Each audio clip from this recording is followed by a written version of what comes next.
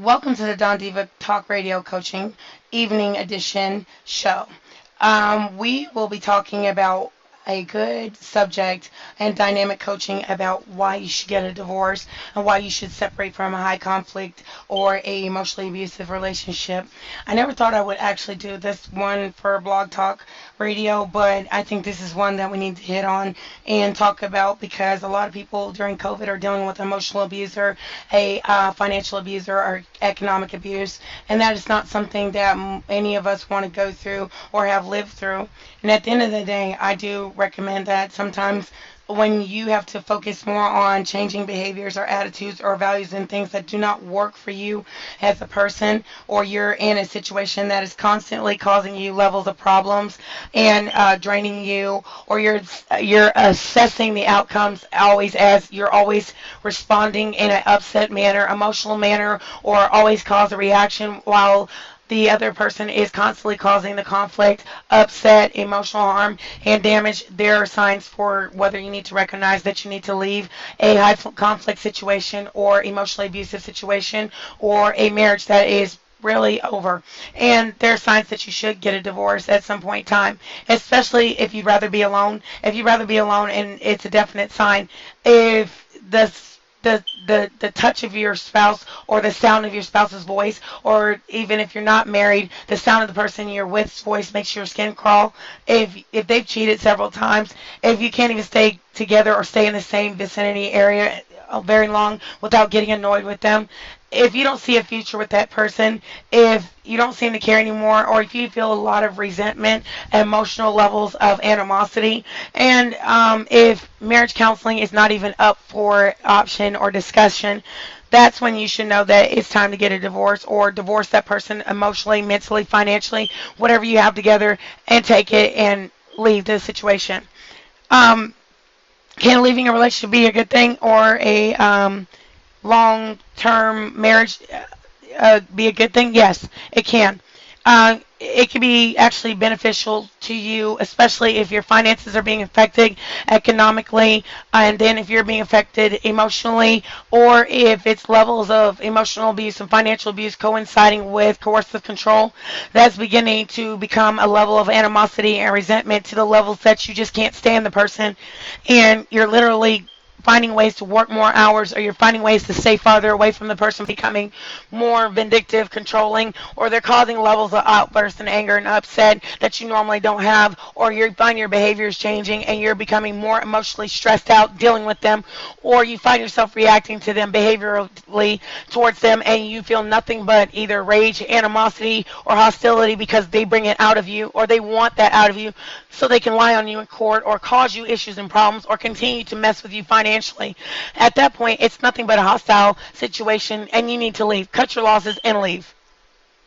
Because I will guarantee you, most of the time, if not, you will end up in a emotionally harmful situation or combative situation where you'll end up upset, or you'll end up in a Betty Broderick situation where she actually did something to her husband, mate, and the narc by proxy. And when you're dealing with a toxic marriage, toxic relationship, most people who are immature and childish, or narcs, or what they call sociopaths or psychopaths, sociopaths, and people who are inclined to be toxic when you're leaving them, they have a tendency to do coercive control antics and economic abusive antics, financially abusive antics, and bank accounts come into control, or they come into where they affect your business or how you look in business to other people, and they stop at nothing to cause issues and problems. Not only do they cause reactions, adverse reactions, they get your community, your environment involved in it, and they will begin to damage and pillage and do all kind of destructive things, or get people on their side and play narcissistic victim or narcissistic injury prone when you tell the truth about them. And a lot of times they are very destructive. Are there people who are happier after divorce or separating from someone? Yeah, I'm one of them. Here's the reason why.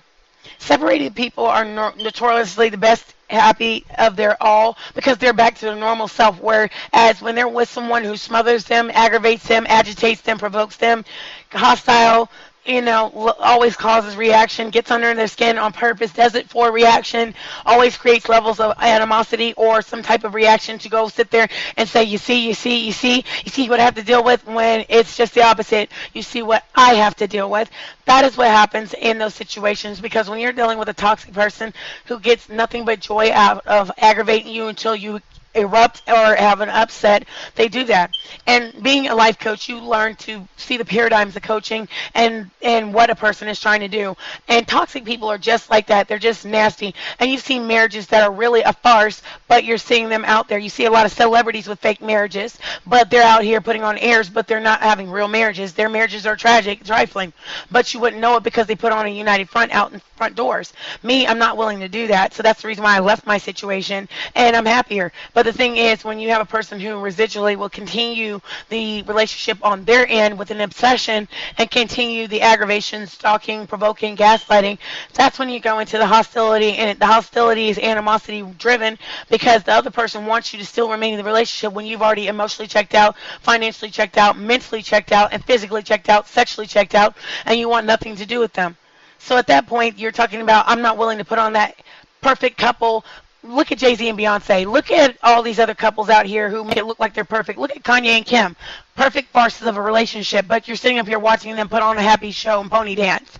It's not real. So at the end of the day, when you think about those type of things, and you look at those poisonous spirits, and you look at all these different things, you got to drop the anchor and be present in your situation. You got to look at your own situation, and that's not my ideal marriage. That's not my ideal farce, dog and pony show, and sit there and make it look like it's perfect when it's not. But behind closed doors, it goes down. So at the end of the day, that's not something that I want. And I'm only speaking on what I've seen in articles. So at the end of the day, I don't want that fake marriage or that fake perfect, because I'd rather be proactive in my life and healing from that and not staying married for a look. So at the end of the day, you don't want to be like, why did I get married 1, 2, and 3, and really look and say to yourself, why did I get married or why did I stay married? When it's not a good look, or I'm always looking stupid. So at the end of the day, there's no reason for me to have stayed in that hostile relationship and situation that might as well have been the equivalent of a marriage. And it was miserable. It was nothing happy about it. And then when you think about it, why would you want to be with somebody that strives to make you upset, hostile, and always reacting? And then the thing is, when you're dealing with a long-term situation where finances are either somewhere overlapping or you've given a lot in the situation and you have to divide assets, it becomes even more poisonous. It becomes even more lethal. It becomes even more deadly. And it's just not something you want to stay in long-term unless you plan on being nuts or made nuts. And most of the time with a psychopath, sociopath, coercive control, stalker, abuser, provoker, gaslighter, they're going to do everything in their power to erode your mental health. And they go out their way to mess you up in business, finance, and things like that. And if you're not an entrepreneur, then you're dealing with coercive control at the civilian level, where it's just, they don't care. They just don't care what they wreck, if they use kids for pawn, emotional abuse, emotional harm, get the kids on their side, tell lies. I've been through that. So my thing with most of my clients is telling them, try to get to where you have a no conflict, separation. If it becomes high conflict, you better have a good lawyer or you better have a good mediator, because there's no way to talk to a narc or deal with toxic people or people who are toxically inclined to being sociopaths or psychopaths or obsessed with you, because you're not going to be able to offboard safely, because they're going to do everything to elicit levels of upset, animosity, provoke you, and you'll spend more of your time explaining to people why you're reacting than them seeing what that person is doing. Because most of these toxic people, when you're married to them or common law married to them or being with them for a long term and things like that, they're going to use all that against you, all the times that y'all broke up, got back together, broke up, got back together, and all the insidious things that they do behind closed doors that require levels of investigation and invasion of your privacy to prove who's antagonizing who's sitting up there no contacting who. And in my case, I was never contacting the psychopath, sociopath, and the stalker, the obsessed. It was always the opposite. I was always being tracked down, being found, and then here we go with the intervals of cycles of let me bother, let me provoke, let me gaslight, let me recruit other people, flying monkeys, to do the dirty work. So with that, I give anybody that is going through that level of understanding, you have to know what you're dealing with. If you're dealing with an insidious person or a well-connected person or a wealthy person, you've got even more layers of trifling antics and things like that, because they're not going to get caught as easy. It has to be levels of investigation that regular Barney Fife at the police department doesn't seem to understand. Let Barney Fife at the police department be in that person's back pocket, grease pockets. You're not going to get anywhere. You're going to have to get an investigator, PI, to actually know who's at fault, who's absolutely greasing whose pockets, who's causing the upset, who's causing the uproar, who's recruiting the kids, who's sitting up there parental alienating the kid, or counter-parenting, or doing insidious levels of provoke gaslight, and you're doing what they call dog chasing his tail or cat chasing his tail, and you're going to have to go through those levels of proving it becomes financially expensive. Again, I have resources to go and do this less expensive, less invasive, and you can do it yourself. So I'll let you guys know about that website here soon. And that's part of our services as well, because it's becoming more rampant with more narcissistic, sociopathic people who don't have the money to hire an expensive PI to do that work. We have means to go and skip trace and do all these different things, national, international, and we're willing to do these services because I've been through it. I know what it's like to sit there and deal with somebody who has a lot of connects. And you spend more time trying to go and not react to the BS that they do, and you spend more time having to go and keep your cool and keep your blood pressure down while they try to raise it every which way they can. And one thing about narcs and toxic people is they want to drive your health in the ground. They want to drive you into the ground in an early grave as they can, especially if there's enough assets there. And a lot of times they will try to hoover you back like a Hoover vacuum so that you'll come back, and they might off you. So you have to be careful of those type of people. They're very insidious. They're very, very cunning, and they make it seem like they're Prince Charming until you come back to them, and then you're possibly going to end up dead. And so I always implore everybody. I'm not trying to fearmonger you guys. I want you guys to understand what you're dealing with when you're dealing with offboarding from a divorce, or you're leaving a bad situation, or an obsessive situation that's becoming very, what I call, complex and stress-inducing. That's where you get the complex PTSD and even regular PTSD. But if you're dealing with an insidious provoker, gaslighter, emotional abuser, coercive control, on top of that, economic abuser and financial abuser, and then on top of that, the person is emotionally violent, physically violent, and finds ways to fearmonger and stress you out, or they've got other people in their back pockets, such as law enforcement, Leos, doctors. And case in point, there's a case in Columbia, South Carolina, where a rich white man did this to his wife, and he had her misdocumented, and the therapist did it, took the money. She had to leave the country. She came back. The lawyer said that the wife should have sued her husband for what he did because he paid the therapist to sit there and mistalks her. So when you're dealing with those type of people, they have those connects. They don't care. They don't care what it costs you. They don't care if it costs you, even if you're not a business person. They don't care what it costs you in time. They don't care if it costs the kids. They don't care if they threw the kids underneath the bus to use them as pawns. They don't care if they use the justice system, legal abuse. And those are topics that we'll talk about in further coachings about this, because those type of people are very, very disgusting. They don't care. And what they care more about is the power struggle and controlling the narrative and how they look. And I will definitely tell you guys, they're dangerous, they're psychotic, and they will become very, very insidious about it. They'll find ways to smear campaign you, make you look crazy and stupid, and play these type of games. And by the time it's all said and done, you're sitting up there with a therapist and trying to get help, while they are the ones who actually need to be diagnosed or sitting in a state hospital. And the worst part about it, most of the time, it's going to take years and years of investigations, years and years of money that you may not have, or they will try to financially bankrupt you in court. If they can drag it out and find any which way to countersue and find counterclaims and tell lies, they will. And believe it or not, they go all their way out to do that. That's why we give those coachings about divorce coaching. And one of our packages that we have about divorce coaching is for this reason. Because we want, if you're going to go and divorce, which is what we're not trying to advocate, but if you're divorcing, and that's what teamworld.online is built for, is for children, because children get pulled in the middle of this, and this becomes a very nasty situation. It becomes very deadly. Sometimes it can become homicidal, especially if you're dealing with someone who is unhinged, feels like it's okay to do what they do, and they recruit other people who believe their narrative. And a lot of times their narrative is false. The accusations that they counter and claim against the person they're victimizing, they will sit there and tell lies on the victim so bad that a lot of times you're seen reacting to it, and that's called reactive abuse syndrome. I've been prone to that because of the fact that I went through it for a number of years, and the guy got off on it and recruited other people to smear campaign me. So as your life coach, and after I got certified and I learned about different things and did studies, sat in groups and things like that prior to becoming a coach, I learned that these people go and stop at nothing, and it gave me peace of mind. And then dealing in my own personal situation, offboarding from that, I want to implore a lot of you guys to understand it can get bad and the battle is uphill. And then on top of that, I recommend anybody that goes through this go through the services with the LSW, MSW, and the doctors. And as we get more doctors on board, we'll have specialty doctors that will deal with that, target those issues that might arise, which is the PTSD, CPTSD, and sometimes other disorders that arise from that. And we're talking about people end up with BPD, which is borderline personality disorder, due to the fact of dealing with NPD, which is narcissistic personality disorder, or anti-personality disorder, APD. And those are things that we'll talk about in sessions and things like that, and having the specialist come in and sit down with you, because I'm not licensed to treat just yet. But the thing is, I want the doctors to sit down with you whenever we have our coachings. And if we do a multi-level coaching, group coaching, and things like that, you'll understand exactly what you're going through. Then we'll go and turn the session back over to me and give you that gap that you need to understand exactly what you're dealing with. And in layman's terms, what I'll say it in the best way is, what you're dealing with is a person with a personality defect who is insidious in their spectrum level of defect in personality and their disorder, and the levels of nuclear neuroticism and extremism in their behaviors towards you. And they want to elicit a level of a response in you to harm you, hurt you, cause you inflicted pain, whether it's psychological, financial, emotional, or physical. And a lot of times when they're at the APD, NPD, they become a little bit more obsessed and more on the neurotic level of trying to be obsessed at the level of they won't let it go until somebody gets hurt. That's what I mean by that. So instead of using the big terms, I'm going to give it to you in the terms that you can understand at the floor level.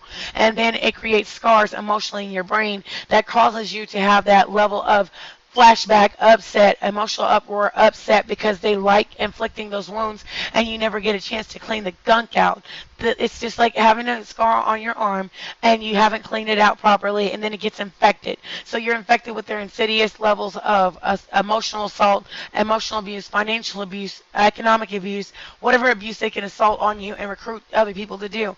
Then you're seen reacting angrily, so the gunk is sitting there festering. You're septic, really mentally.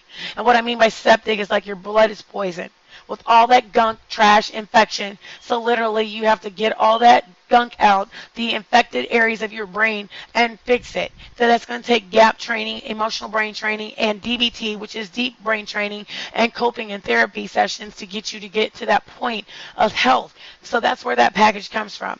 And I'll explain this package right now for you guys, because it's not easy to offboard from chaos and things like that. And then I'll explain why divorcing is necessary, and why when you're divorcing you need to go through this training class.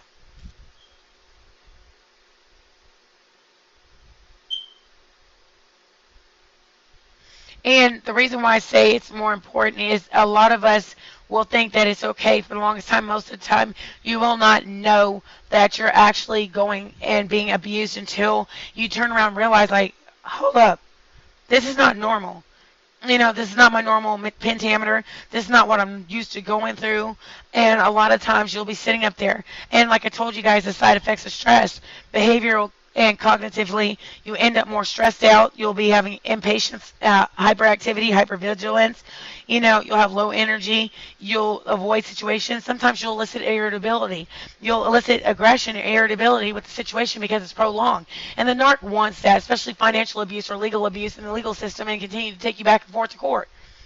Then you're talking about the levels and moodiness, or you're talking about what you call the emotional side of it, feeling low self-esteem, or even if you have high self-esteem, they erode your mental health in any which way they can. So then you're seeing irritable, moody, you know, anxiety, not sleeping, insomnia, all the different things that are overwhelming feelings of stress that they elicit, and they like doing so. Again, in turn, it affects your body. Here we go. I'll give you this here. Because there's nothing more than a toxic narc that you're leaving wants more than to sit there and cause you stress and upset. Because to them, it is a power struggle. You're not going to win, or they'll tell you you're not going to win. I had a narc tell me that. And then when they tell you those type of things, they get off on it. They don't want you to feel like you have any power in the situation.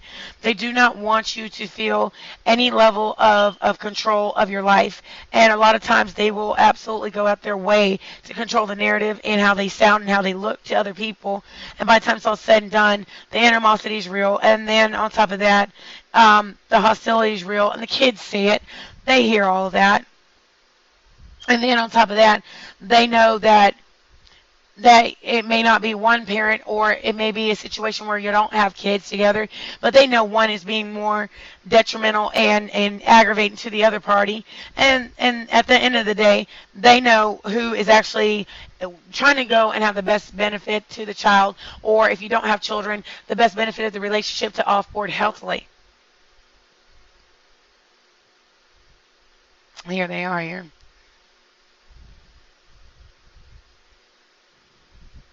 Okay.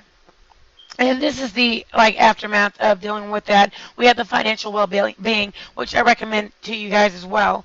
But the main thing is positive, inspirational, motivating parenting as well. And then the other one is renewing your love and health and happy relationship program after you've offboarded and went to this one, which is breakup offboarding program, which is the $500 program.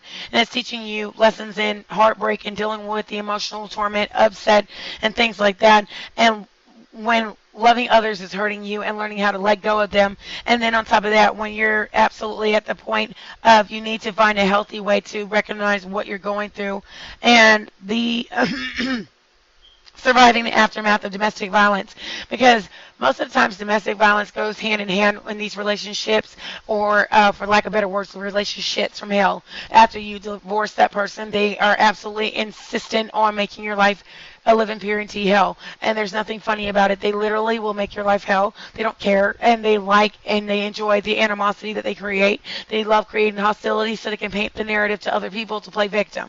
So with that, the aftermath of domestic violence, freedom to love and reclaim your life and loving you again, is a $500 program. And this is where you have to admit that you've been hurt by them. You've been caused a level of hostility, animosity, and controlled and experienced in an unhealthy, toxic relationship, marriage. I need support in getting me, building back me, and a future. Please help me to have faith in relationships and love again. And I want essential guidance and support from survivors of domestic violence, domestic abuse, or emotional abuse, financial abuse, and terrorism, and from women and men who are flourished after experiencing domestic abuse and trauma. And part of that is trauma. Trauma produces PTSD, CPTSD, and that's the reason why we have doctors and specialists on board who will be able to help diagnose and treat those things, and then I give you the gap as your life coach. And the main thing is for you to have a brilliant foundation on building resilience and dealing with this type of stuff, and then also understanding depression and feeling stuck in that when it's situational depression versus a long-term depression. If you've been married 25, 30 years to someone, or you've been married to someone 10 years, whether it's 5 years, 10 years, 25 years, 30 years, it can cause the same level of trauma if you're with someone who's very highly toxic. So let's go into the 12 reasons why it's okay to divorce, because that's for one reason, so you don't end up seeing me for long term, because there's sometimes where some people end up seeing a life coach lifelong if it's been long term, and it's been levels and depths of constant relationships and they've never been healthy. Or you'll have the case of, I've been married to this guy 25 years and I'm coming into your office because this guy's done a number because he hates me, and then vice versa if it's a female. And I wouldn't say that female narcs or toxic people are around as much, but the narrative usually is, it's usually guy on girl, but I don't want to paint that narrative all the way, because there are some insidious women who are just as very toxic to a man, just as a man can be toxic to a woman. Or you can have a woman on woman or man on man, depending on the relationship and what your sexual preference is. I don't ever like to discriminate, so that's why I give an understood you on how relationships and dynamics unfold. It's still the same thing, and the same paradigm is that there are issues that arise from being in a toxic relationship with a toxic person who refuses to get help mentally, emotionally, and get that fixed because they go with other people and break them. So that's where you end up seeing me or my doctors. So why should you get divorced? Well, let's go over these reasons. Winning is everything with that person. They want to provoke their spouse. And if you think about this, if you or your spouse want to provoke each other, it's over. It's a wrap. Because when you're getting to the point you find you're constantly testing how far you can push your marriage before it completely shatters, you're playing divorce roulette. It's just like Russian roulette, except for it's divorce roulette. You're literally filling a barrel of a shotgun or something, or a rifle or a handgun, and you're trying to play games. You're playing Russian roulette and hoping that you're getting a blank. And that's not going to happen. Once you keep playing those type of games, eventually the marriage disintegrates and it shatters, and the person's not going to tolerate you. They're just at the point, I don't like you and I hate you.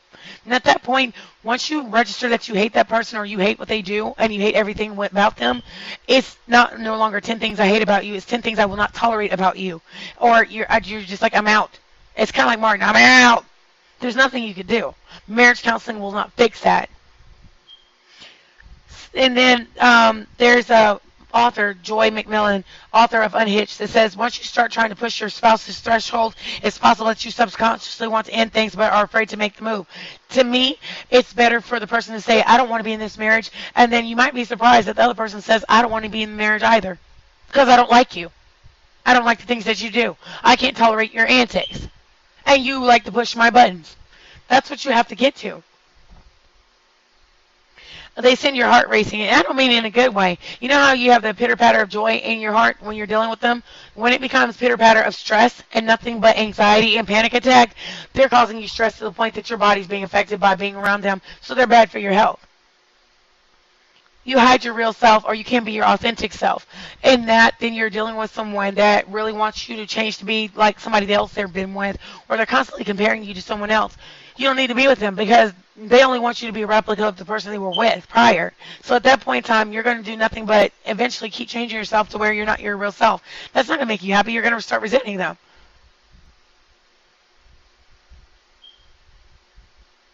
If you feel like you'll be rejected if your spouse sees all of who you are, it's impossible to be in a fulfilling relationship, says Lauren Lake, a relationship expert and paternity court judge. And at that point in time, there's a level of there's nothing you can do about it, because if you have to fake the funk or you have a fake farce of a marriage for everybody else to be like, oh, I want a relationship like them, and your relationship is tragic behind closed doors, it's a wrap. It's over, because you can only do that so long.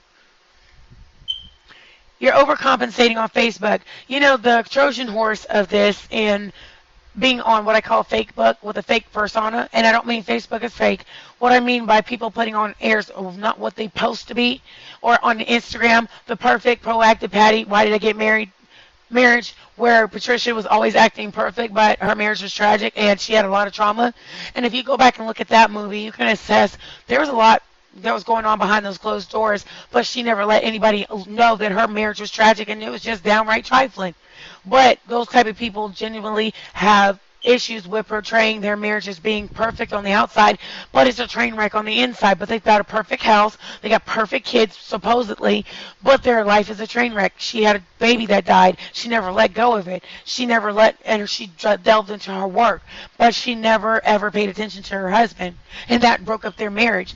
But proactive Patricia, or proactive Patties, what I like to call those on Facebook, who aren't what they post to be, or proactive Patrick that ain't what he posts to be on Facebook, putting on airs about his money, his career, but he's miserable, and he makes his wife a living hell with her life with him. So you have to think about those type of things. Don't always envy the fake book relationships, or what I call the fake Instagram relationships, because they're not always perfect. I would rather have a marriage or relationship that's perfectly imperfect, but it's perfect. We know that both of us do some, well, downright trifling things, but at least we know each other's pentameter. We know that we're not perfect people. We're perfectly imperfect. We know our kids aren't perfect, but we're not around here telling everybody, oh, Timmy and Tammy Turnip are great. Yeah, Timmy and Tammy Turnip could do no wrong. And you know Timmy and Tammy Turnip are the worst sometimes. We know Tammy Turnip will sit there and set the whole house on fire if they could. We don't want Timmy and Tammy Turnip to do it, but we know Timmy and Tammy Turnip are kind of bad sometimes, so we have some bad children. So when you're thinking about that, you want a marriage that actually operates on honesty, integrity, and, you know, no matter how bad it is, your spouse can tell you, you know, lady, look, I screwed up. How far am I in the doghouse? Is it 2 weeks, 3 weeks? You know, am I going to be on the couch for a little minute? Am I not going to get any nookie? And at that point, at least he knows how to guide the relationship, and you know how to guide the relationship. But when you have to hide all that, and it's built on nothing but a foundation of lies, then you have a problem in your marriage. And it says social media is funny. It manufactures an extremely edited version of our life. It can be a Trojan horse, hiding the reality of unhappy marriages. According to some people, when you and your partner suddenly start to overshare on social media, it's usually an attempt to cover up the truth. Constantly feeling the need to show the world how great your relationship is, you're overcompensating for it, and that's true. Because a lot of people will. Oh, my relationship's so great. Yeah, right. When he might be knocking the dog stuffing out your behind, or she might be knocking the dog stuffing out his behind. That's why I give it universal, because there's a lot of relationships like that.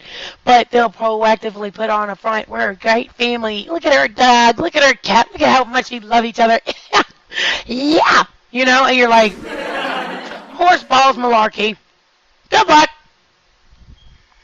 Then you're thinking about the kids, or work come first. And you have to think about, if you're more checked into work than you are your marriage, it's over. It's a wrap. If you find yourself wanting to spend more time with everybody but your spouse, your marriage is over. If you're wanting to not even have remotely any sexual relationships with your spouse, it's more than likely over. It's a wrap. Then you got to think about other things, such as it's I and me and never we. If it's more all about I than it is about we, and it's always about me, me, me, I, then there's a problem. Because somebody's being selfish and we're no longer at a we part. We're not, we are a team. It's just all about I, and there is no I and team. So when you think about that, if the person's only being selfish and everything's all about what their agenda is, and you're always at the cost of it, or the casualty, and it's either you, the kids, or if you don't have kids, it's always you being the casualty, and they're always take, take, take, and you're always give, give, give, there's going to be levels of resentment, animosity, and hostility. So when you're offboarding, then that becomes to the surface, and then you're starting to look at the residual things. That's why I have divorce training classes as well on teamworld.online, and then also I'm becoming a certified divorce coach, so you'll be able to understand that this becomes a thing that we have to have a happy offboarding.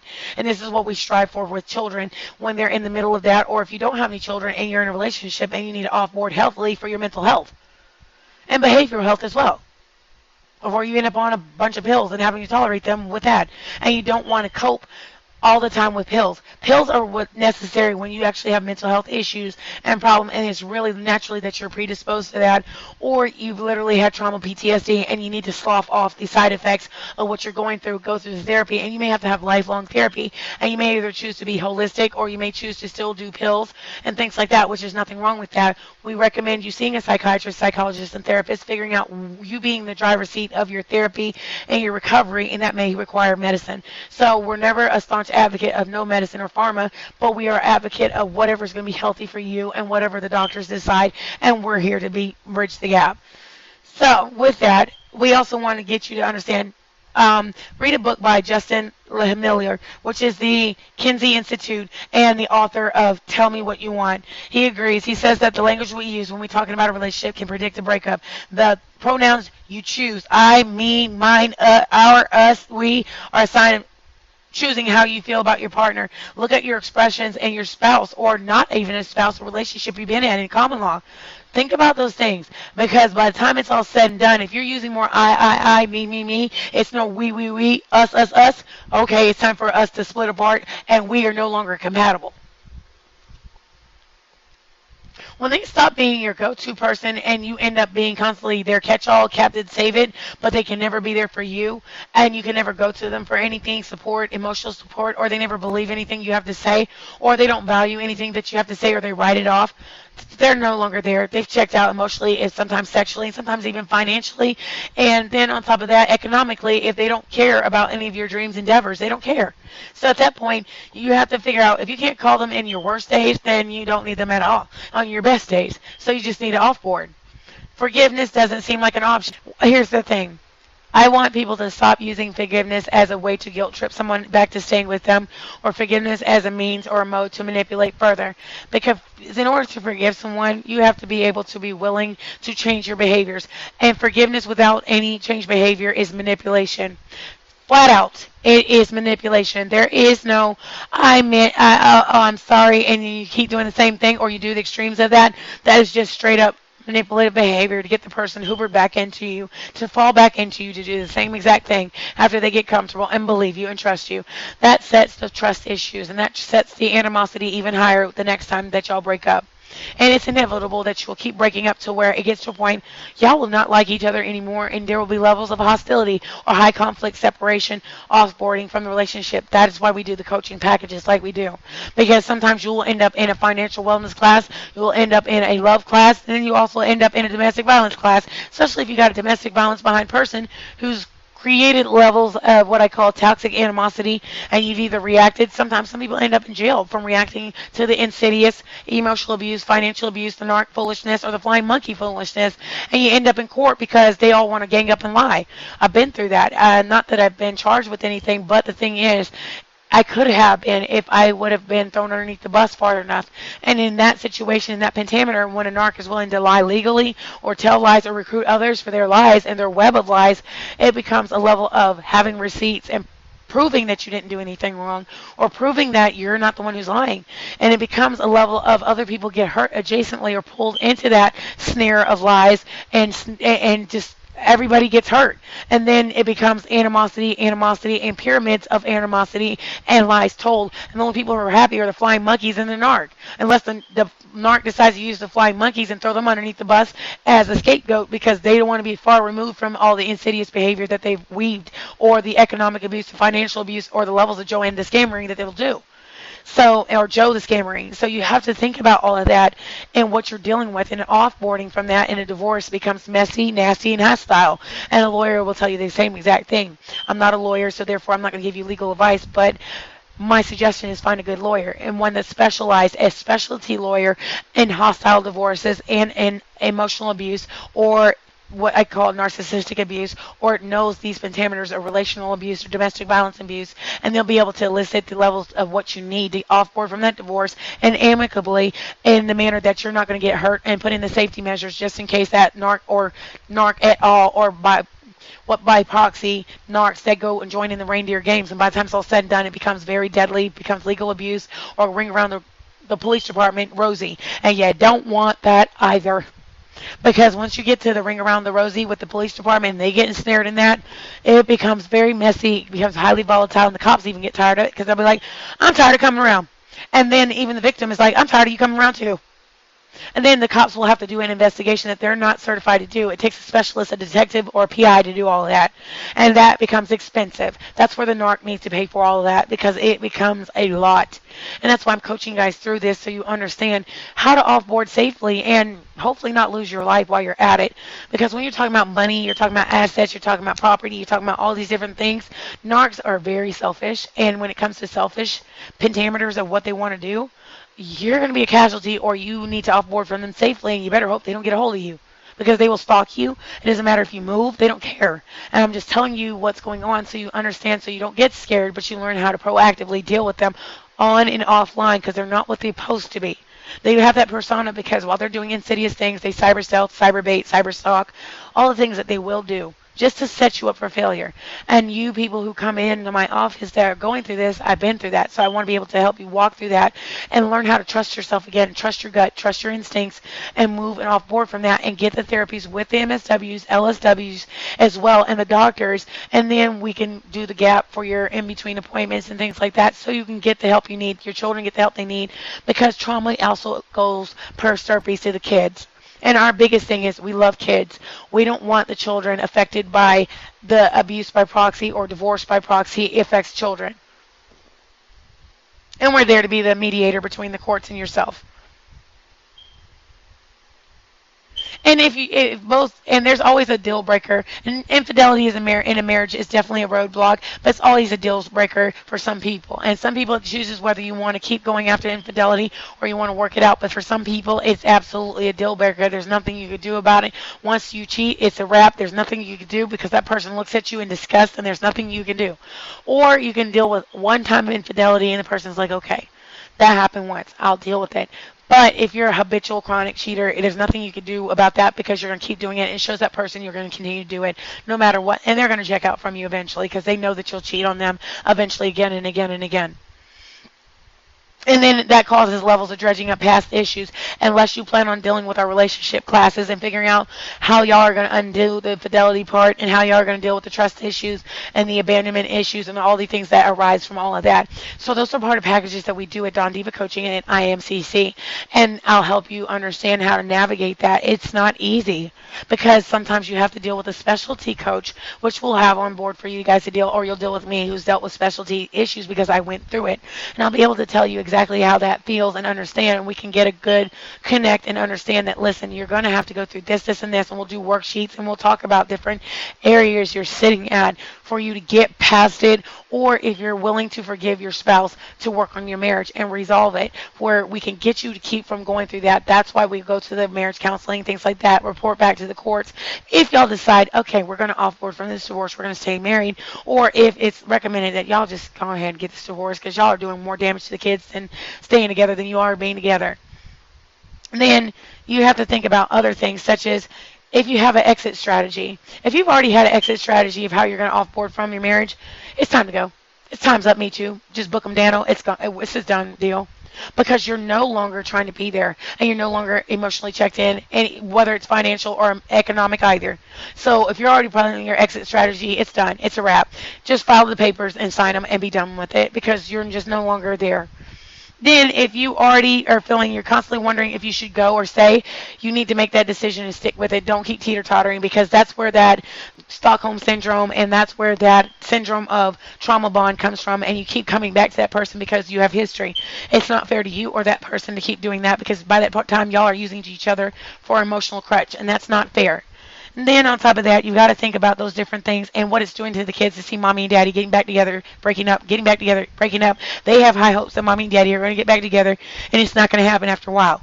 So at that point, those are the reasons why you get a divorce, because you need to be healthy, and so does the other person. If the other person is unhealthy towards you, and they're unhealthy or using the kids as a pawn, and it becomes counter-parenting instead of co-parenting, get a divorce because you're doing nothing but traumatizing the kids. And as a cohesive co-parent, in my opinion, as a coach and as a life coach, a relationship coach, and a corporate guru, and as well as a divorce coach and wellness coach, I think the best thing that most people can do sometimes is separate and learn how to parent, even with a mediation app, and mediate taking care of the kids and not being in the same household. Separate households and find a way to not to counter parent and cohesively have understanding and rules in between both households. Even if both people get different people and marry new people, have both of those third parties who are involved be on board with the parenting style of both those parents and no longer get involved in the situation unless it's to cohesively raise the child in the best interest of the child. That's what you do. So that is the coaching for today about why you should get a divorce or leave a relationship or divorce that relationship entirely, emotionally, physically, financially, economically. And if you have businesses together, dissolve it. If you can't amicably run the businesses together and without jabs, personal jabs, time's up, me too stuff going on. So with that, that is the show for today. I hope you guys liked it, enjoyed it. So we're going to take you out of here with some good music.